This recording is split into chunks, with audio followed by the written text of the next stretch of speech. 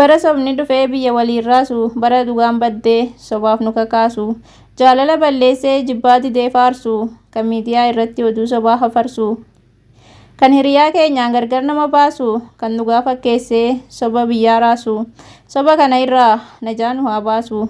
Hiriyaa sobduu saahiban godhatinii, dhugaa fakkeessitee sobaan hin kakatinii, yoo dhugaa taate malee soba hin dubbatinii. Dhugaa dubbannee dhugaa irratti haa duunu, yoo dhugaa dubbanne amanamaa taana. Dhugaa dubbachuudhaaf jaalala arganna, jaalala rabbiitii fi kan namaallee horanna. Yaa Rabbi nu eegi soba dubbachuurraa, kuni dhugaadha jennee sobaan kakachuurraa.